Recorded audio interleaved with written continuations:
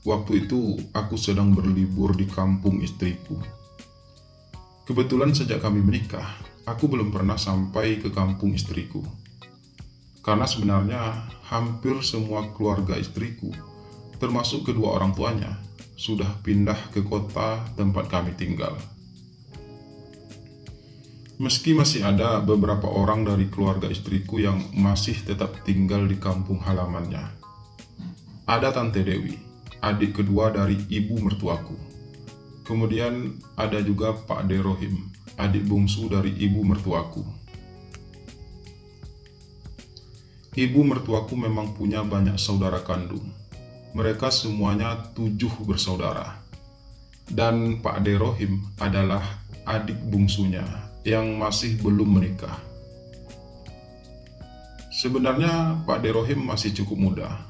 Usianya hanya terpaut 4 tahun dariku. Usiaku sendiri saat ini sudah 30 tahun. Dan aku menikah dengan istriku sudah lebih dari 2 tahun. Kami juga sudah punya seorang putra yang baru berusia 1 tahun. Pak De Rohim hanya tinggal berdua bersama ibunya, yang merupakan nenek dari istriku.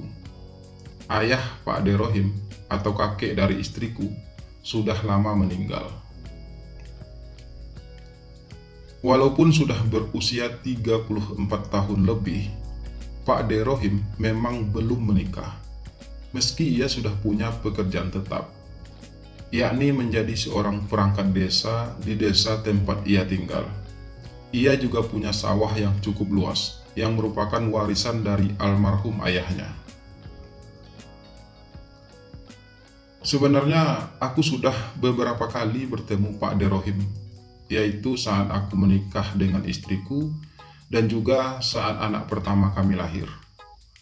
Pak De Rohim juga sering berkunjung ke kota, sekedar jalan-jalan atau sekedar menemui ibu mertuaku yang merupakan kakak tertuanya. Ibu mertuaku memang menikah muda. Ia menikah pada saat usianya baru 18 tahun. Dan saat itu, Pak De Rohim baru berusia 7 tahun. Setidaknya begitulah cerita yang aku ketahui dari istriku. Oh ya, sebelumnya perkenalkan namaku Antonio Sudrajat. Tapi orang-orang biasa memanggilku Tony. Aku bekerja di sebuah perusahaan yang cukup besar di kota, sebagai seorang asisten manajer. Aku menikah pada saat usiaku 28 tahun, sedangkan istriku masih 24 tahun waktu itu. Dan sekarang kami sudah dikaruniai seorang putra.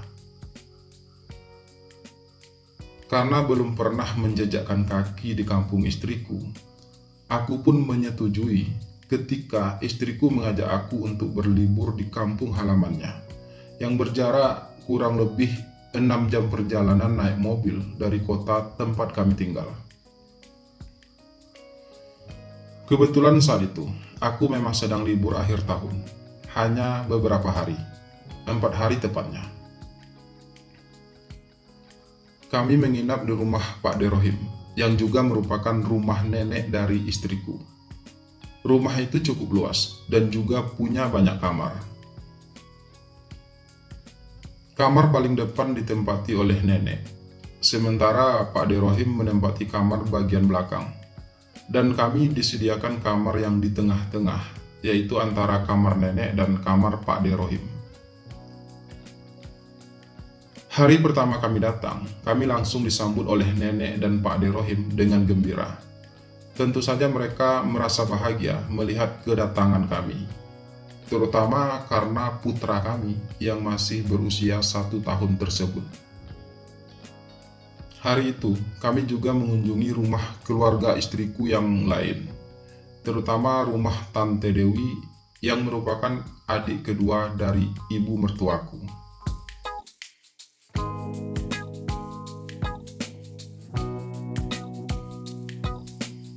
Malam itu, sehabis mandi dan makan malam, aku duduk sendirian di teras depan.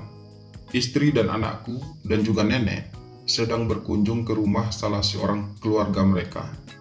Aku sengaja tidak ikut karena merasa cukup lelah. Melamun aja kamu, Ton.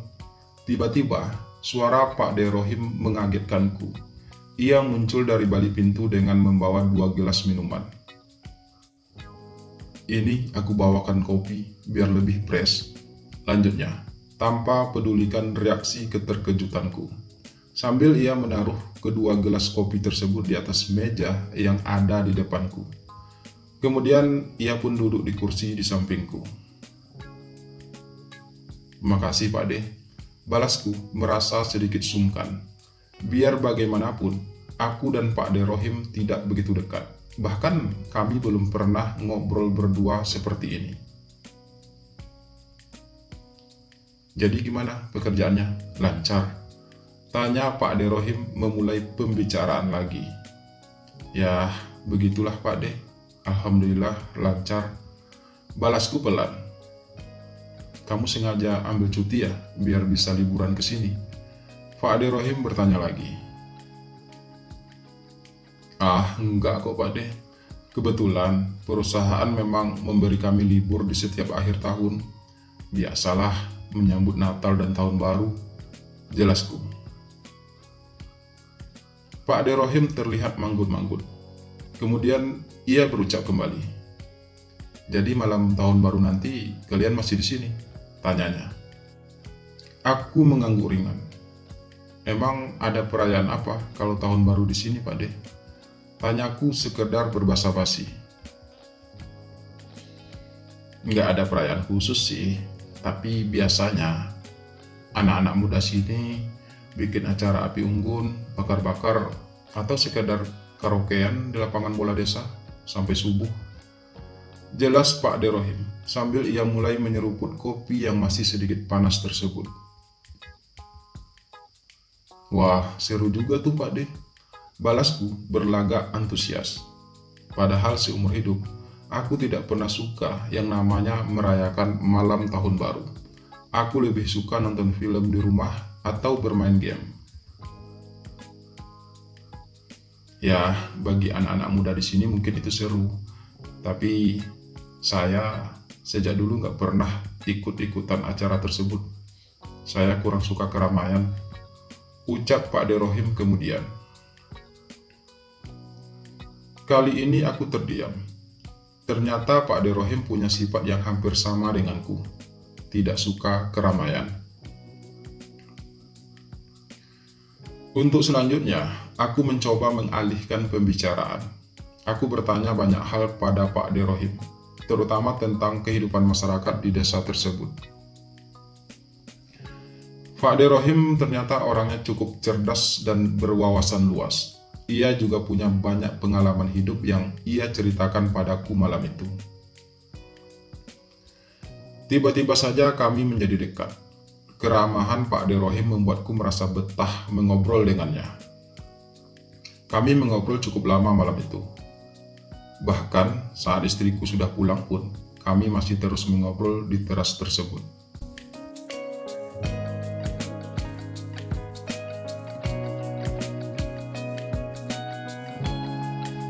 Keesokan paginya, Pak De Rohim pun mengajakku pergi ke sawahnya dengan hanya berjalan kaki. Karena jarak sawah dari rumah hanya lebih kurang 1 kilometer. Kebetulan hari itu hari Minggu, jadi beliau tidak masuk kerja. Sawah itu cukup luas. Sawah itu dikelola oleh beberapa orang pekerja yang merupakan orang kepercayaan Pak De Rohim. Biasanya memang setiap hari Minggu, Pak De Rohim datang ke sawah tersebut untuk melihat perkembangannya. Setelah berjalan cukup jauh dan aku juga merasa cukup lelah karena aku memang tidak terbiasa berjalan kaki sejauh itu. Akhirnya kami sampai ke pondok yang berada di tengah-tengah sawah tersebut. "Kemana para pekerjanya, Pak De?" tanyaku, setelah aku duduk dengan tenang di samping Pak De Rohim di dalam pondok tersebut. "Kalau hari Minggu memang tidak bekerja, Ton. Mereka memang aku beri libur setiap hari Minggu," jelas Pak De Rohim menjawab pertanyaanku. "Oh," aku membulatkan bibir. "Lalu sekarang kita mau ngapain di sini, Pak De?" tanyaku. "Ya, sekedar menikmati alam daripada bengong di rumah kan. Lagi pula saya juga mau melihat perkembangan sawah ini," jelas Pak De Rohim lagi. "Memang tenang sih, Pak De, berada di sini. Terasa lebih segar," ucapku, sambil menghirup udara dari hidungku berkali-kali, menikmati udara yang bersih tersebut. "Iya," balas Pak De Rohim pelan. "Apalagi ada kamu di sini," lanjutnya lebih pelan, hampir tak terdengar. "Maksudnya?" tanyaku penasaran. Enggak apa-apa. Saya cuma ngelantur tadi," balas Pak De Rohim terdengar salah tingkah. Lalu tiba-tiba Pak De Rohim turun dari pondok dan berjalan ke tengah-tengah sawah, tanpa berucap apa-apa lagi padaku. Aku hanya keheranan melihat tingkah Pak De Rohim yang tiba-tiba terlihat aneh tersebut. Pak De Rohim terus berjalan dengan pelan, menyelusuri sawah tersebut. Sampai akhirnya, aku melihat Pak De Rohim sedikit terpleset, yang mengakibatkan ia terjatuh ke dalam tanaman padi yang berlumpur tersebut. Melihat hal tersebut, aku segera berlari untuk menolong Pak De Rohim yang sudah berlumuran lumpur di sebagian tubuhnya. "Pak De, nggak apa-apa?" tanyaku, ketika aku sudah sampai di dekatnya. Ia masih terduduk di lumpur tersebut. "Sakit, Ton? Saya belum pernah masuk seperti ini sebelumnya," rintihnya menahan sakit sambil ia memegangi pinggangnya. Aku segera membantunya untuk berdiri. Aku mengulurkan tanganku padanya. Pak De Rohim segera menyambut tanganku. Lalu kutarik ia untuk membantunya berdiri kembali. "Pinggangku sakit," rintihnya lagi, sambil ia mulai menaiki jalan kembali. "Pak De, kenapa sih?" tanyaku kemudian. "Nggak tahu, tiba-tiba saja kaki saya kepleset. Mungkin karena jalannya licin. Padahal saya cuma mau lihat-lihat sebentar," balasnya pelan. "Ya udah, kita pulang aja ya, Pak De," ucapku lagi. "Iya, ayo kita pulang aja. Udah kotor gini," balasnya. "Tapi Pak De udah nggak apa-apa kan? Udah nggak sakit?" tanyaku. "Saya udah nggak apa-apa, Ton. Udah agak mendingan," balasnya, sambil ia mulai melangkah meninggalkan persawahan tersebut. "Untung nggak ada yang lihat tadi," ucap Pak De Rohim saat kami sudah mulai berjalan beriringan menuju rumah.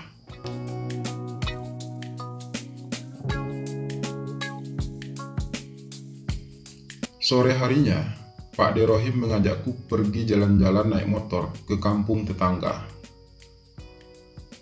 "Ada temanku yang melangsungkan pesta pernikahan di sana," jelas Pak De Rohim saat kami sedang di perjalanan. "Biasanya aku nggak pernah mau datang untuk acara pesta seperti itu. Tapi mumpung karena ada kamu di sini sekarang, jadi sekalian kita jalan-jalan sore," lanjutnya lagi. "Pak De sendiri kapan?" tanyaku memberanikan diri. Aku penasaran sih sebenarnya. Kenapa Pak De Rohim belum menikah? Padahal usianya sudah cukup matang. Dan ia juga sudah punya pekerjaan tetap. Bahkan penghasilannya juga sudah lebih dari cukup. "Kalau saya katakan alasannya sebenarnya, kamu mau janji nggak?" ucap Pak De Rohim. Setelah cukup lama ia terdiam mendengar pertanyaanku barusan. "Janji apa?" tanyaku heran. kamu harus janji dulu kalau kamu bakal jaga rahasia ini, dan kamu juga harus janji untuk tidak membenciku karena ini. Jawab Pak De Rohim pelan. Rahasia apa? Dan kenapa aku harus membenci Pak De? Tanyaku lagi. Aku semakin merasa heran, dan pikiranku dipenuhi banyak pertanyaan. Tiba-tiba, Pak De Rohim menghentikan motornya. Ia memarkir motor tersebut di pinggir jalan, lalu mengajakku duduk di sebuah pondok kecil yang berada di pinggir jalan yang cukup sepi tersebut. Kita ngapain di sini, Pak De? Tanyaku, saat kami sudah duduk di dalam pondok tersebut. Suasana daerah tersebut memang cukup sepi, hampir tidak ada kendaraan yang berlalu lalang. Daerah tersebut merupakan perbatasan desa Pak De Rohim dengan desa tetangga yang kami tuju. Saya ingin menceritakan sebuah rahasia sama kamu, Ton, dan saya juga ingin jujur sama kamu. Balas Pak De Rohim sedikit misterius. Apa? Tanyaku datar. Tapi kamu harus janji untuk menjaga rahasia ini. Dan saya harap kamu jangan membenciku jika saya mengatakan semua ini. Balas Pak De Rohim pelan. Iya, aku janji. Balasku setengah tak yakin dengan ucapanku sendiri. Sebenarnya aku hanya penasaran dengan apa yang akan diceritakan Pak De Rohim padaku. Kenapa ia terlihat begitu serius dan terlihat sedikit tegang? Apa sebenarnya rahasia yang dia maksud? Dan kenapa pula aku harus membencinya? Semua pertanyaan-pertanyaan itu tiba-tiba menggantung di pikiranku. Ada apa dengan Pak De Rohim sebenarnya? Kenapa ia jadi misterius seperti ini? Batinku masih penuh tanya.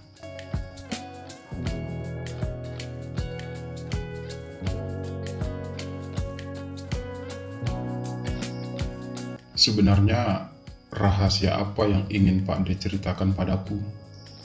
Tanyaku akhirnya, setelah cukup lama kami hanya saling terdiam. Sepertinya Pak De Rohim masih ragu untuk menceritakan hal tersebut padaku.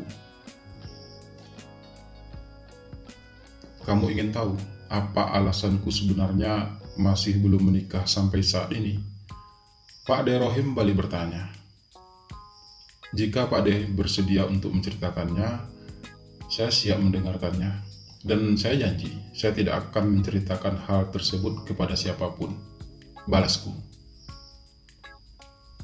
Termasuk kepada istrimu, ucap Pak De Rohim lagi. Iya, termasuk kepada istriku. Balasku cepat, karena aku semakin penasaran dengannya. Pak De Rohim terlihat menarik napas beberapa kali. Kemudian ia pun akhirnya berucap. Aku dilahirkan tidak seberuntung orang-orang pada umumnya. Aku dilahirkan berbeda. Aku tidak sedang menyalahkan takdir ataupun membenci keadaan. Tapi kadang aku membenci diriku sendiri. Begitu ia memulai ceritanya. Sejak remaja, aku sudah menyadari bahwa ada yang salah dengan diriku. Pertama kali aku menyadari hal tersebut ialah ketika aku masih duduk di kelas 2 SMP. Saat itu, entah kenapa, tiba-tiba saja aku menyukai seseorang. Ia kakak kelasku, dan ia seorang laki-laki. Namanya Mario. Mario adalah cinta pertamaku. Hampir setiap malam aku selalu berkhayal tentangnya. Berharap suatu saat nanti aku bisa memilikinya. Tapi aku hanya bisa memendam semua perasaan itu. Karena aku sadar kalau semua itu adalah sebuah kesalahan. Lalu kemudian aku coba melupakannya, menghapus bayangannya dari ingatanku, memupus semua harapanku tentangnya. Dan aku berhasil. Meski tak sepenuhnya aku bisa melupakan Mario, tapi setidaknya setelah ia lulus, aku tak lagi memikirkannya. Aku pikir setelah aku berhasil memupus perasaanku pada Mario, aku akan bisa menjadi laki-laki pada umumnya, jatuh cinta pada perempuan. Tapi ternyata aku salah. Pak De Rohim menarik napasnya sekali lagi. Aku sudah coba mendekati gadis-gadis, berharap aku bisa jatuh cinta kepada mereka. Tapi pada saat SMA, aku justru jatuh cinta lagi. Kali ini dengan adik kelasku, masih dengan seorang laki-laki. Dan sekali lagi, aku hanya bisa memendam semua itu. Begitulah kehidupan yang aku harus lalui selama bertahun-tahun. Jatuh cinta pada orang yang salah berkali-kali, dan selalu saja aku hanya bisa memendamnya. Aku tak pernah bisa mewujudkan satu saja dari sekian banyak impianku tentang cinta. Aku sudah coba melawan takdir itu. Aku sudah coba melawan semua perasaan itu berkali-kali, tak terhitung.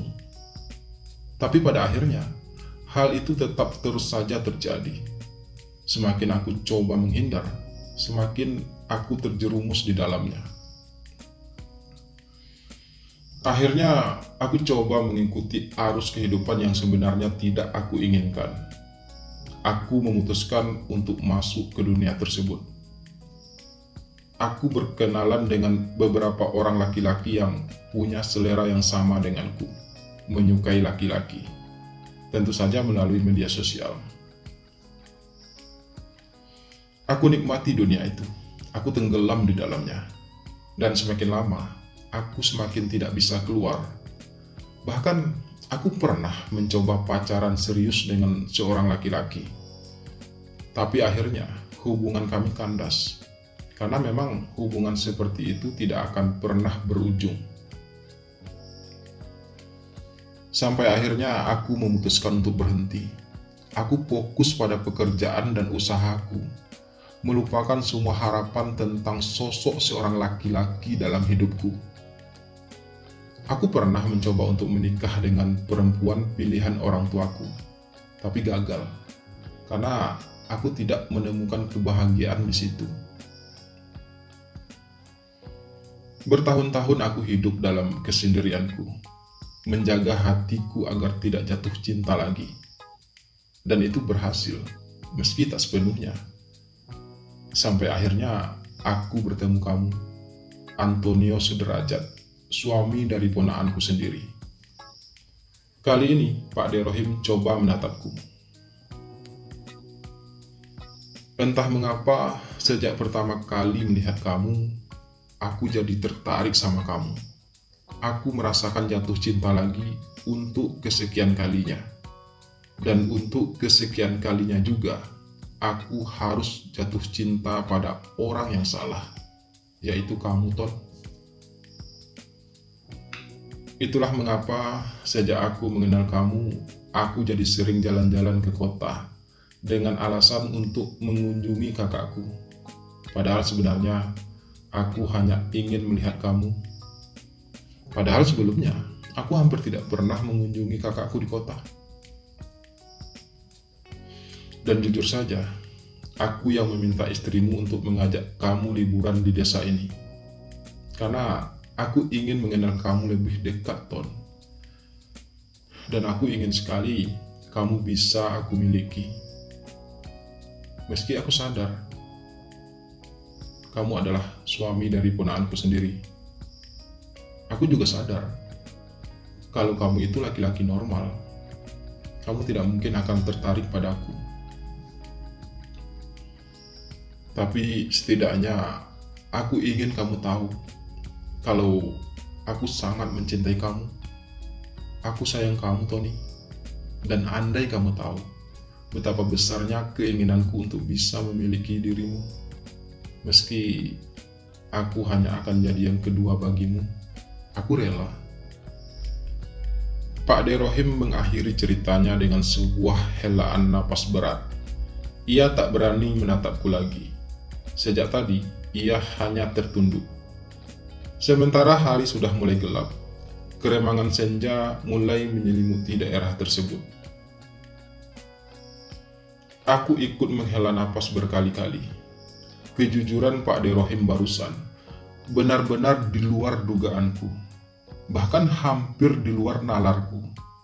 Aku mencoba untuk tidak percaya, tapi ini nyata, semuanya nyata.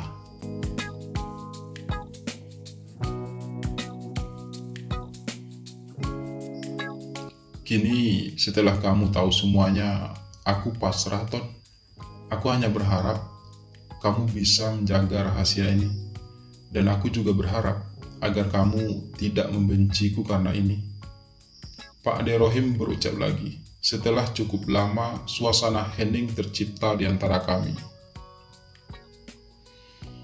Dan aku bingung. Aku tidak tahu harus berkata apa. Aku kaget, tak percaya, tak berani berkata-kata apa-apa.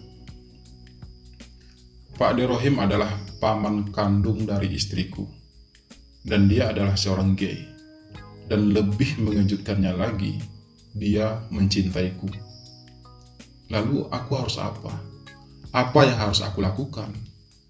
Aku tak mungkin menerima cintanya, kan? Terlepas Pak De Rohim adalah paman istriku atau bukan, ia tetaplah seorang laki-laki. Dan aku tidak mungkin jatuh cinta kepada seorang laki-laki, apapun alasannya. Jelas hal itu tidak mungkin. Membayangkannya saja, aku sudah merasa jijik.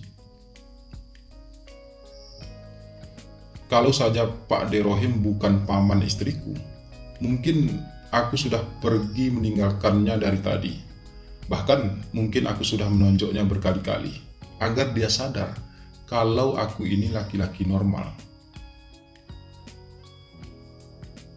Aku mohon, Ton, beri aku kesempatan untuk bisa membuktikan betapa besarnya aku mencintai kamu.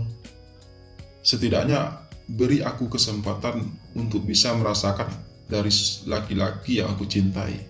Satu kali aja, itu sudah cukup. Pak De Rohim berkata lagi, suaranya terdengar menghibah. Tidak, teriak batinku.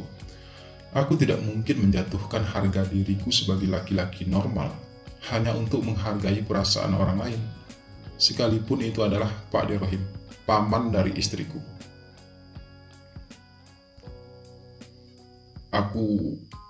Aku ingin kita pulang sekarang, Pak De. Ucapku akhirnya dengan sangat terbata setelah tidak tahu harus berkata apa lagi. Kamu menolakku? Tanya Pak De Rohim dengan nada sangat datar, mungkin kecewa. Bukan itu maksudku. Tapi hari sudah malam, dan ini tidak mudah bagiku, Pak De. Bukan saja karena aku ini laki-laki normal, tapi juga karena Pak De adalah paman dari istriku. Aku benar-benar butuh waktu untuk bisa mencerna semua ini. Kepalaku rasanya pusing, Pak De. Aku mohon, kita pulang sekarang ya. Aku membalas dengan suara terbata dan bergetar. Oke, kita pulang sekarang.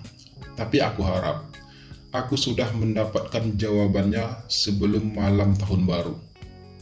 Ucap Pak De Rohim akhirnya memutuskan. Sebelum malam tahun baru, batinku. Itu berarti besok malam aku sudah harus punya jawabannya. Ada apa ini? Kepalaku benar-benar jadi pusing karenanya.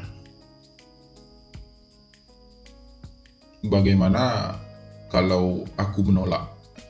Tanyaku memberanikan diri. Apa yang akan Pak De lakukan terhadapku? Lanjutku.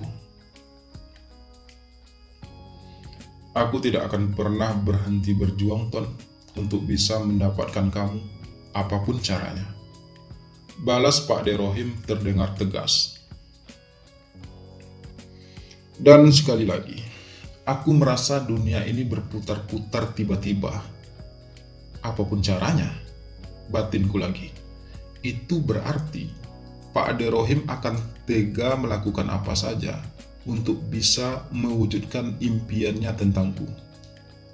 Membayangkan hal itu, aku merasa mual, ingin muntah.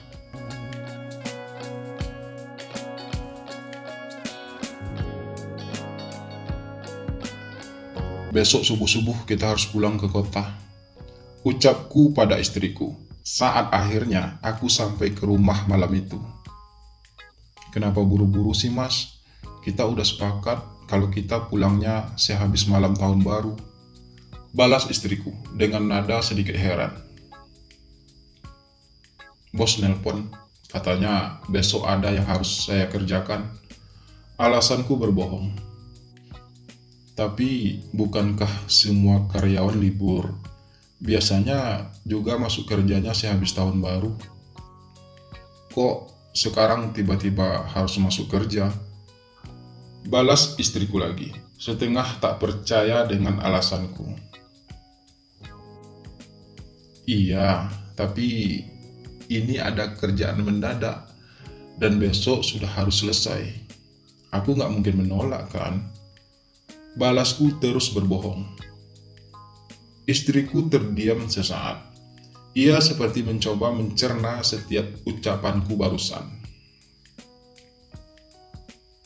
Ya udah, terserah mas aja. Kalau begitu saya siap-siap dulu. Sekalian minta izin sama nenek dan Pak Ade Rohim. Balas istriku akhirnya, yang membuat aku merasa sedikit lega. Aku memang berniat untuk segera pulang. Aku tidak ingin lebih lama lagi di sini. Bukan karena aku membenci Pak Ade Rohim, tapi jika aku tetap di sini, ia pasti akan terus menuntut jawabanku. Sementara aku tidak berani menolaknya, dan aku juga tidak mungkin menerimanya. Cinta Pak Ade Rohim padaku tanpa logika. Seharusnya ia tidak seperti itu. Seharusnya logikanya bisa berpikir lebih jernih. Bukankah aku ini suami dari ponaannya? Aku ini menantu dari kakak kandungnya, yang berarti aku juga menantunya. Tapi mengapa ia harus bersikeras untuk bisa memilikiku? Tak kusangka pikiran Pak Ade Rohim bisa sepicik itu. Mungkin pikirannya masih terlalu sempit untuk menerima kenyataan bahwa aku adalah laki-laki normal yang sudah beristri dan punya anak. Lebih parahnya lagi, aku ini suami dari ponaannya sendiri. Kalau saja ia bukan seorang laki-laki, mungkin aku masih bisa mempertimbangkan hal tersebut. Tapi, sudahlah. Yang penting saat ini, aku harus segera pulang ke kota dan melupakan semua yang terjadi di kampung ini. Aku tak ingin mengingatnya. Aku akan menganggapnya hanya sebuah mimpi, bukan kenyataan. Tapi, mampukah aku melupakan semua ini begitu saja? Akankah Pak Ade Rohim berhenti mengejarku? Sakit hatikah dia jika aku tidak memberi jawaban apa-apa padanya?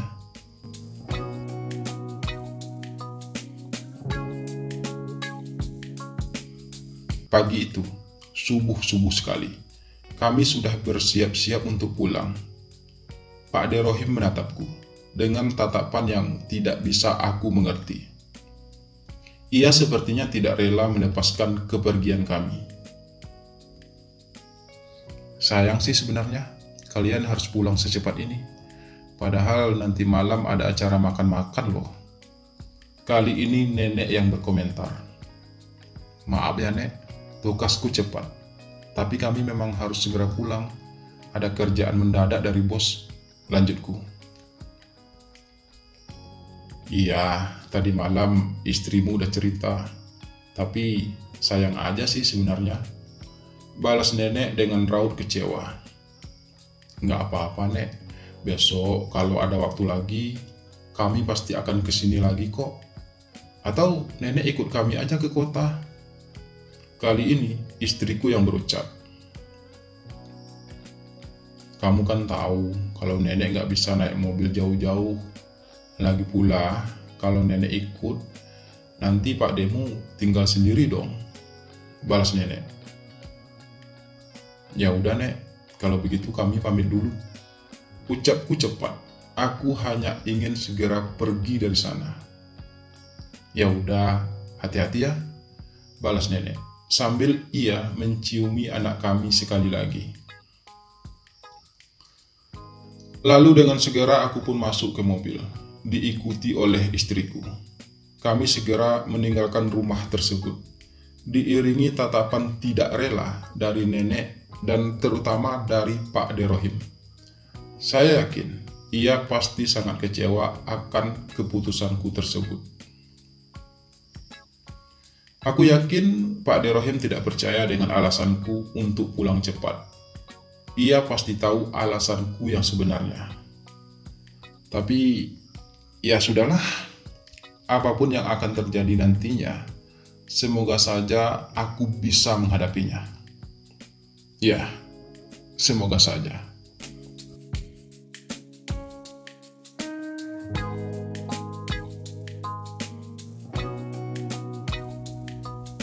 Seminggu kemudian, di luar dugaanku, di luar harapanku, tiba-tiba Pak De Rohim muncul di rumah kami. Ia datang sendirian. Saat itu hari Minggu, aku tidak bekerja, sementara istriku sedang berada di rumah mertuaku. Sejak menikah dengan istriku, kami memang sudah pisah rumah dengan mertuaku. Aku sengaja menyewa sebuah rumah kontrakan kecil untuk tempat tinggal keluarga kecilku. Rumah yang kami sewa itu jaraknya juga tidak terlalu jauh dari rumah mertuaku. Masih satu komplek. Semakin kamu menghindar dariku, semakin aku akan penasaran dengan kamu, Antonio. Aku akan tetap berusaha untuk bisa mendapatkan kamu, meski aku harus mengorbankan banyak hal karenanya. Pak De Rohim berucap saat ia berhasil duduk di sampingku di ruang tamu. Pak De mau apa lagi dariku? Bukankah waktu itu Pak De hanya minta dua hal padaku? Pak De hanya minta agar aku bisa menjaga rahasia Pak De, dan juga agar aku tidak membenci Pak De. Aku sudah melakukan kedua hal tersebut. Aku simpan rahasia itu, dan aku tidak membenci Pak De karenanya. Balasku berusaha tegas. Lalu sekarang Pak De mau apa lagi dariku? Lanjutku memperjelas pertanyaanku. Aku benar-benar merasa tidak nyaman saat ini. Kehadiran Pak De Rohim di rumah kami membuat aku merasa sedikit risih. Aku takut kalau tiba-tiba istriku pulang dan menguping pembicaraan kami.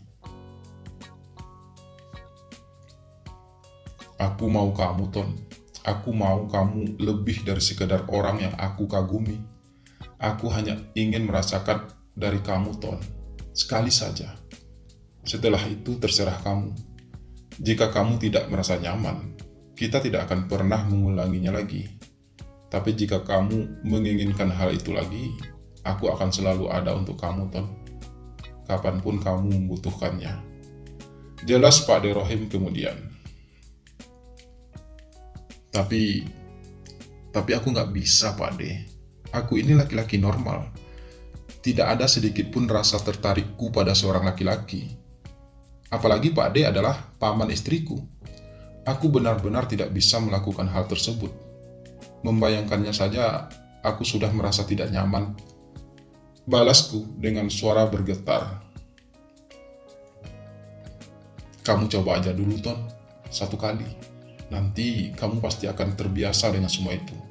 Dan aku jamin, kamu pasti akan ingin melakukannya lagi. Ucap Pak De Rohim terdengar yakin dengan ucapannya sendiri. saya sarankan Pak D berpikir lebih panjang lagi akan hal ini. Ini bukan hanya soal Pak D seorang laki-laki atau bukan, tapi juga soal Pak D adalah paman kandung dari istriku.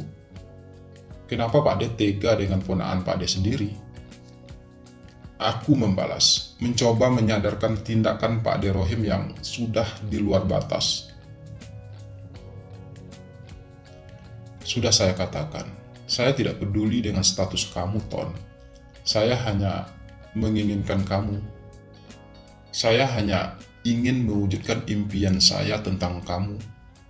Saya sudah tidak sanggup menahan ini semua, ucap Pak D Rohim dengan nada sedikit lirih. Aku tidak akan pernah berhenti sebelum kamu mau mencobanya satu kali saja denganku. Aku akan melakukan apa saja untuk bisa mewujudkan hal tersebut. Jadi, jika kamu ingin aku melepaskanmu, aku mohon, beri aku kesempatan, satu kali saja. Dan aku pastikan, kamu tidak akan pernah menyesali hal itu. Percaya padaku. Pak D Rohim berucap lagi. Kali ini aku terdiam, berpikir kembali. Sebenarnya, aku juga merasa kasihan melihat Pak D Rohim seperti itu. Ia sangat berambisi untuk bisa mendapatkanku. Tapi, kalau aku mau mencobanya satu kali, apa Pak D mau berjanji tidak akan mengejarku lagi? Apa Pak D mau berjanji untuk tidak lagi menemuiku? Akhirnya, aku berucap demikian. Entahlah, entah apa yang ada dalam pikiranku saat ini. Antara merasa kasihan dan juga merasa penasaran. Tapi yang pasti, aku hanya ingin Pak D Rohim tidak lagi mengganggu kehidupanku. Iya, aku janji Ton. Jika kamu mau mencobanya satu kali saja, aku pasti tidak akan lagi mengejar kamu. Aku akan belajar untuk melupakanmu. Aku sudah terbiasa akan hal itu. Balas Pak D Rohim. Tapi kita tidak mungkin melakukannya di sini, di rumah ini. Kita harus cari tempat yang lebih aman, ucapku selanjutnya. Iya Ton, saya juga tidak mau melakukannya di sini. Kita akan cari hotel terdekat dari sini. Balas Pak D Rohim. Aku pun mengangguk setuju.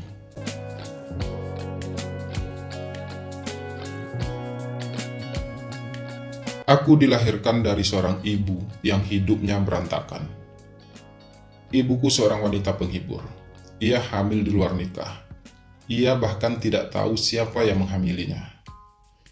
Tapi ia memilih untuk tetap melahirkanku tanpa seorang suami. Aku lahir dan dibesarkan tanpa sosok seorang ayah. Ibuku berjuang membesarkanku sendirian. Ia membesarkanku dari hasil kerjanya sebagai wanita penghibur. Setidaknya begitulah cerita yang aku ketahui tentang diriku yang ibuku ceritakan padaku sesaat sebelum akhirnya ia meninggal dunia. Saat itu aku masih kuliah. Dan sejak ibuku meninggal, aku harus berjuang sendiri untuk bisa bertahan hidup tanpa siapa-siapa. Berbagai pekerjaan pernah aku lakukan, dari jadi kuli proyek, kuli angkut di pasar, kurir, dan berbagai pekerjaan kasar lainnya. Sebelum akhirnya aku lulus kuliah dan mendapatkan pekerjaan di perusahaan tempat aku bekerja saat ini. Dulu, aku juga pernah digoda oleh om-om dan menawarkan hidup mewah padaku. Tapi aku dengan tegas menolak. Aku tidak ingin mengikuti jejak ibuku. Aku harus bisa hidup dengan benar. Kemudian aku bertemu Diana, istriku sekarang. Sejak mengenal Diana, aku merasa hidupku berubah. Aku mulai menemukan kehidupan yang lebih baik. Sampai akhirnya, aku memutuskan untuk menikah dengan Diana. Aku merasa bahagia, meski sejujurnya aku selalu merasa ada yang kurang dalam diriku. Ada sosok yang selalu aku rindukan dalam hidupku. Dan hal itu aku rasakan sepanjang hidupku. Sosok seorang ayah, sosok seorang laki-laki dewasa. Tapi selama ini, aku tidak pernah menemukannya. Hal itu membuat aku selalu merasa kesepian. Meski bahkan sekarang, aku sudah punya istri dan anak. Namun selalu saja aku merindukan sosok tersebut. Sejujurnya, dari awal aku kenal Pak De Rohim, aku mulai menyukainya sebagai sosok seorang laki-laki dewasa. Apalagi dari awal, Pak De Rohim selalu penuh perhatian padaku. Aku menganggapnya sebagai perhatian seorang ayah kepada anaknya atau seorang kakak terhadap adiknya. Tapi ternyata segala perhatian Pak De Rohim selama ini padaku justru karena ia menyukaiku sebagai sosok laki-laki yang ingin ia miliki sebagai kekasih, bukan sebagai anak, bukan pula sebagai seorang adik. Lalu sekarang, kami berdua telah berada di dalam sebuah kamar hotel, hanya berdua. Perasaanku tiba-tiba jadi tidak karuan. Dadaku jadi berdebar-debar hebat. Belum pernah sebelumnya, aku berada dalam kamar hotel, hanya berdua dengan seorang laki-laki. Kamu sangat tampan dan gagah sekali, Ton, ucap Pak De Rohim saat kami sudah sama-sama duduk di sisi ranjang kamar hotel tersebut. Sekilas aku melirik ke arah Pak De Rohim. Belum pernah sebelumnya aku dipuji seperti itu oleh seorang laki-laki. Entah apa yang aku rasakan. Entah merasa tersanjung atau justru merasa geli. Sementara itu, pikiranku tiba-tiba menilai sosok Pak De Rohim secara fisik. Selama ini, aku tidak pernah memperhatikan hal tersebut. Pak De Rohim memiliki kulit yang putih, meski ia berasal dari kampung. Wajahnya bersih terawat. Hidungnya sedikit mancung, dengan tatapan mata yang sendu.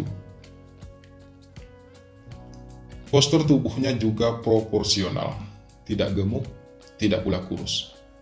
Cukup ideal sebagai seorang laki-laki. Kamu juga terlihat sangat kekar. Aku jadi semakin penasaran. Pak De Rohim berucap lagi, memujiku. Entah ia berkata jujur, atau hanya sekedar untuk membuat aku merasa tersanjung dan dipuja. Kalau Pak De ingin melakukannya, lakukanlah sekarang. Lebih cepat akan lebih baik. Karena kalau kita lama-lama di luar, aku takut istriku akan curiga.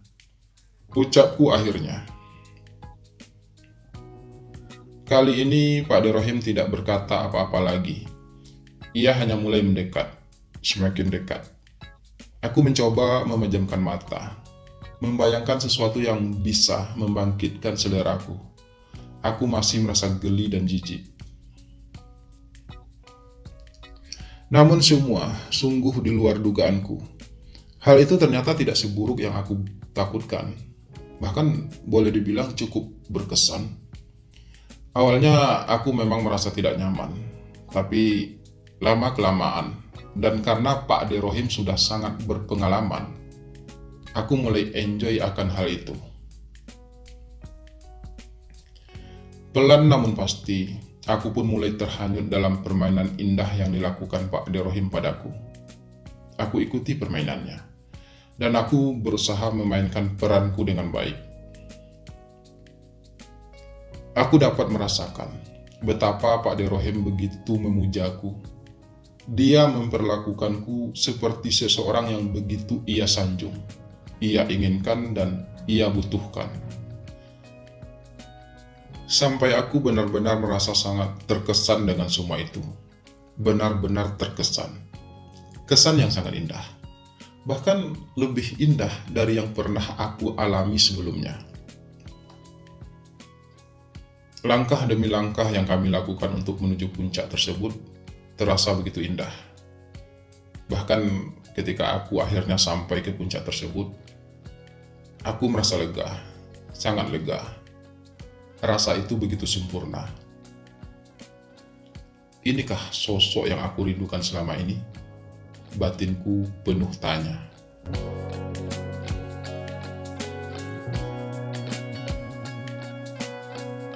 Seperti janjinya, setelah kejadian tersebut, Pak De Rohim pun menghilang dari kehidupanku. Ia kembali ke kampung halamannya dan tidak pernah lagi datang ke kota walau dengan alasan apapun. Tapi entah mengapa, justru aku yang tiba-tiba merindukannya. Aku merindukan perhatiannya yang begitu tulus padaku. Pujiannya yang terdengar tulus dan apa adanya. Kesan indah yang ia berikan padaku. Aku merindukan semuanya. Aku berusaha melawan semua perasaan itu. Tapi semakin aku mencoba melupakannya, semakin aku merasa tersiksa karenanya. Mungkinkah aku mulai jatuh cinta pada Pak De Rohim? Seperti yang ia katakan, aku memang tidak pernah menyesali kejadian tersebut. Aku justru merasa berterima kasih padanya karena ia mampu memberikan aku sebuah pengalaman yang luar biasa. Sosok laki-laki dewasa yang aku rindukan selama ini seakan mulai aku temukan pada diri Pak De Rohim. Sosok yang membuat aku merasa nyaman, merasa lengkap. Keegoanku selama ini, klaimku sebagai laki-laki normal selama ini, kini telah berubah. Ternyata aku tidak senormal yang aku pikirkan. Aku rapuh. Kerinduanku akan sosok seorang ayah. Kekosongan hatiku akan sosok laki-laki dewasa. Ternyata mampu mengubah diriku, meleburkan semua egoku. Aku tak mampu lagi menolak hadirnya semua rasa itu. Aku jadi semakin sering memikirkan Pak De Rohim, membayangkan semua hal-hal terindah bersamanya, mengharapkan ia datang lagi. Aku merindukan semua yang ia lakukan padaku. Mungkin karena semua itu, Pak De Rohim lakukan dengan sepenuh hati, dengan perasaan cinta dan kasih sayang yang tulus.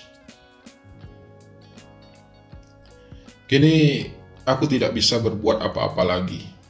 Aku menjadi dilema. Di satu sisi, aku ingin bertemu dengan Pak De Rohim lagi dan mengulang lagi semuanya. Namun di sisi lain, aku juga sadar kalau semua itu adalah sebuah kesalahan. Biar bagaimanapun, Pak De Rohim adalah paman dari istriku sendiri. Mungkinkah aku harus menjalin hubungan dengan Pak De Rohim dan menerima cintanya yang begitu tulus? Atau kubiarkan saja semua rasa ini tenggelam dalam lautan tak bertepi?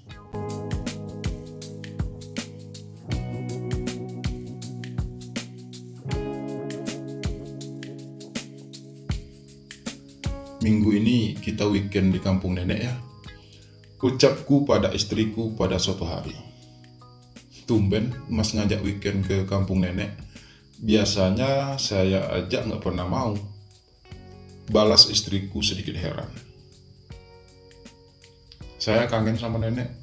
Balasku asal. Padahal aku justru ingin bertemu dengan Pak De Rohim. Kangen sama nenek atau sama Pak De Rohim? Tanya istriku, seakan bisa membaca pikiranku. Ya sama nenek lah, balasku sedikit ketus. Tapi kan mas dekatnya sama Pak De Rohim, bukan sama nenek, ucap istriku kemudian. Iya sih, tapi intinya saya kangen suasana desa tersebut. Di sana terasa nyaman. Balasku sedikit membela diri. Ya udah, terserah mas aja. Asalkan nanti di sana jangan buru-buru minta pulang lagi ya, ucap istriku. Yang membuatku jadi teringat kejadian pada waktu kami pergi liburan pertama kalinya ke kampung nenek. Waktu itu aku jadi buru-buru ingin pulang karena ingin menghindari Pak De Rohim. Tapi sekarang, aku justru ingin ke sana lagi hanya untuk bisa bertemu Pak De Rohim lagi. Tapi jangan kasih tahu nenek dulu ya.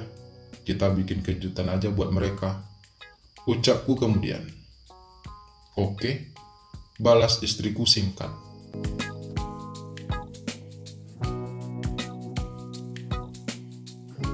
Sabtu pagi, setelah mandi dan sarapan, aku dan istriku dan juga anakku yang masih berusia 1 tahun lebih tersebut segera berangkat menuju kampung nenek dengan menggunakan mobil kami. Sesampai di sana, tentu saja kehadiran kami disambut dengan gembira oleh nenek dan Pak De Rohim. Beberapa kali aku dan Pak De Rohim bersirobok pandang. Aku bisa melihat tatapan keheranan di mata Pak De Rohim. Mungkin dia heran, kenapa aku tiba-tiba muncul di tempatnya. Padahal kami sudah sepakat untuk tidak akan pernah bertemu lagi setelah kejadian di hotel tersebut. Berapa hari kalian akan di sini? Tanya nenek. Hanya 1 hari, Nek. Besok sore kami udah kembali lagi ke kota. Istriku yang menjawab. Oh, ya udah. Sekarang kalian istirahat aja dulu.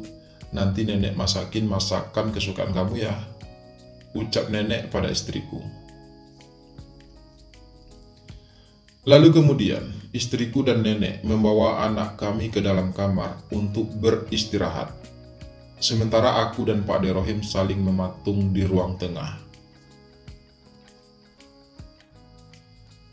Kita ke sawah yuk, Pak De.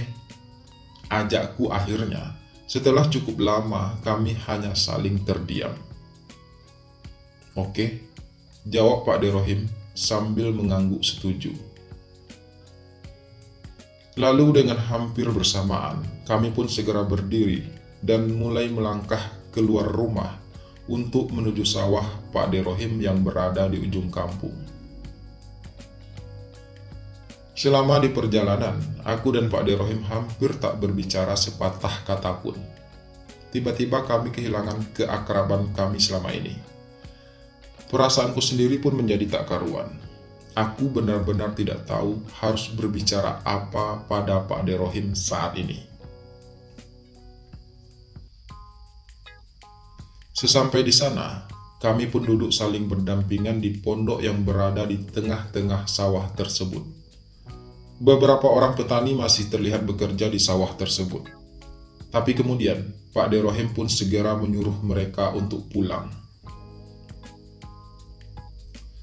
Berada berdua bersama Pak De Rohim di sawah nan luas dan sepi tersebut kembali membuatku jadi tak karuan. Dadaku semakin berdebar-debar hebat. Tapi aku juga merasa nyaman berada di sana. Kenapa kamu tiba-tiba muncul di sini? Tanya Pak De Rohim memulai pembicaraan. Pak De sudah pasti tahu jawabannya. Balasku misterius. Apa? Tanyanya tak yakin. Aku kangen sama Pak De. Balasku terbata. Bukannya kamu jijik sama saya?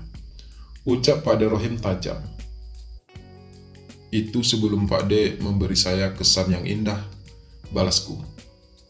Maksud kamu? Pak De Rohim bertanya lagi. Terus terang, sejak kejadian di hotel tersebut, aku jadi semakin sering memikirkan Pak De. Segala perhatian dan kasih sayang yang Pak Ade berikan padaku waktu itu telah mampu meluluhkan egoku. Aku dapat merasakan betapa tulusnya semua yang Pak Ade lakukan padaku. Ucapku membalas. Lalu sekarang gimana? Tanya Pak Ade Rohim kembali.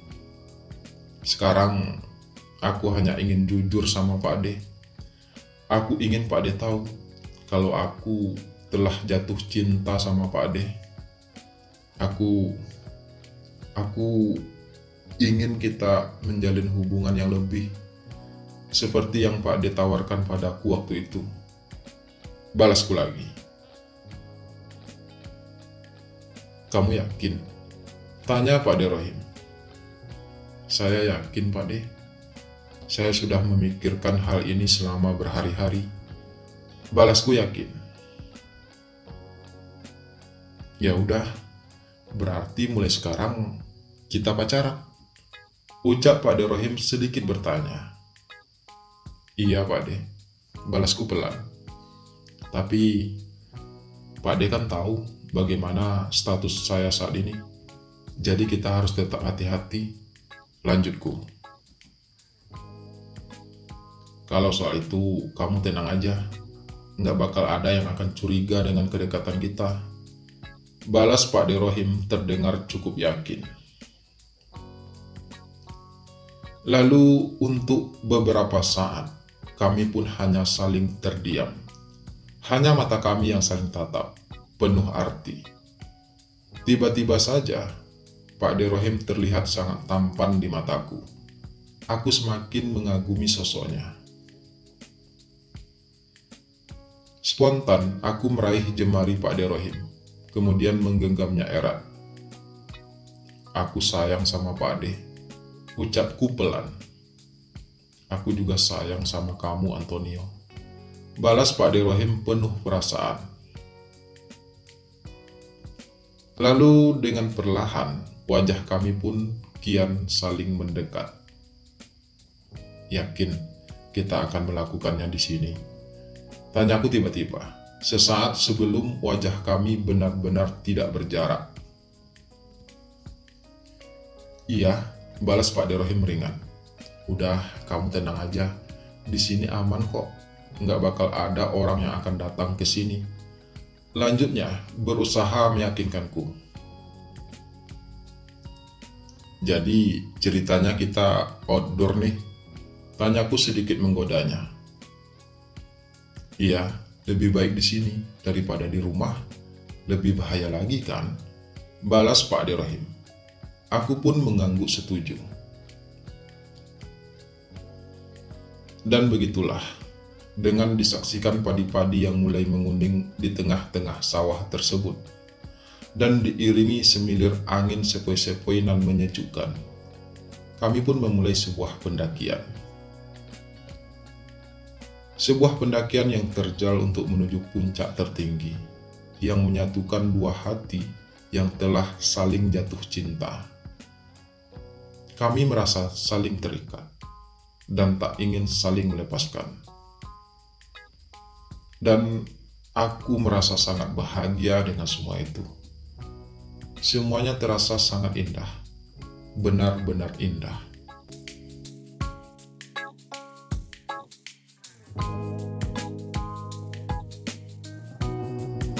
Dan begitulah awal mula hubunganku dan Pak Ade Rohim terjalin.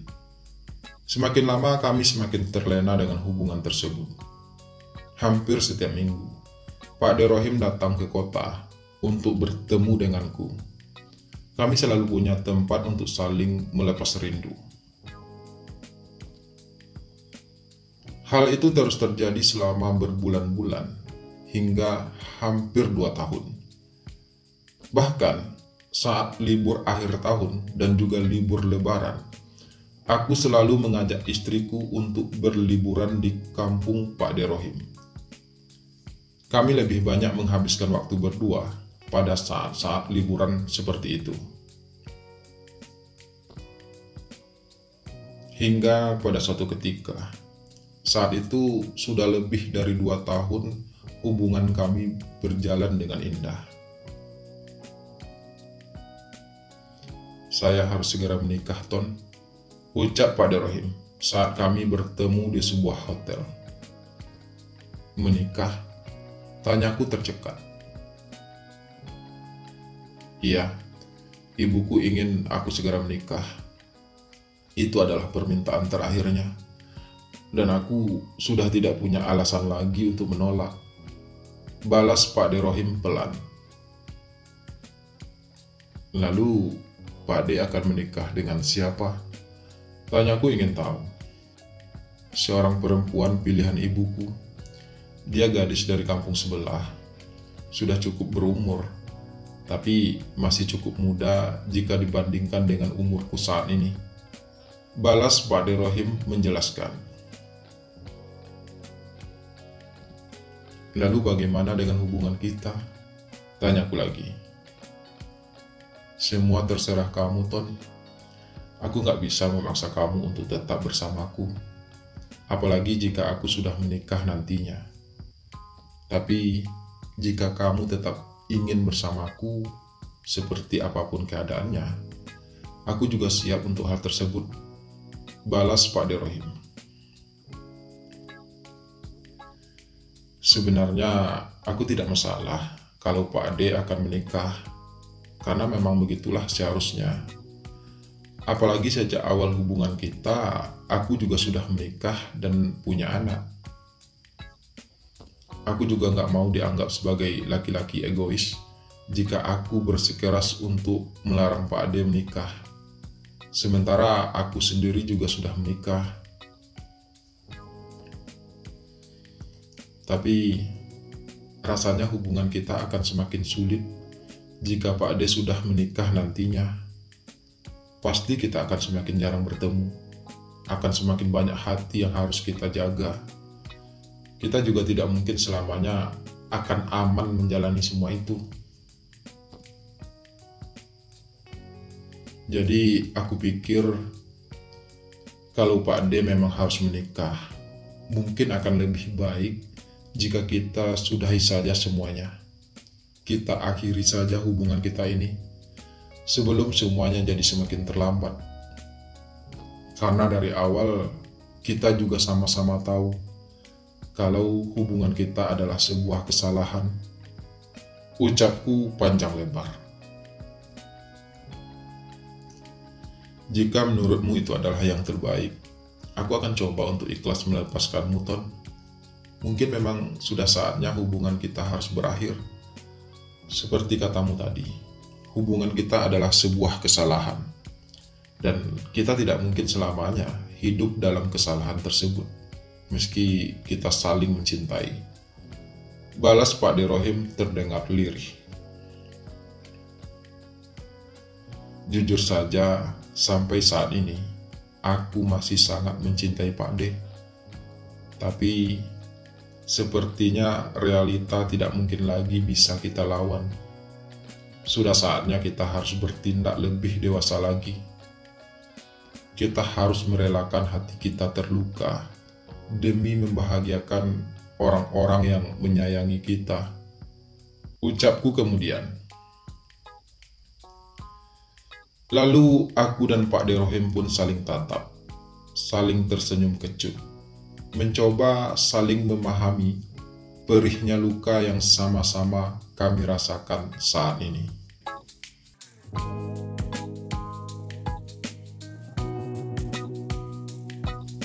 Begitulah, aku dan Pak De Rohim akhirnya sepakat untuk saling merelakan, mengikhlaskan, dan sama-sama belajar untuk saling membunuh perasaan masing-masing.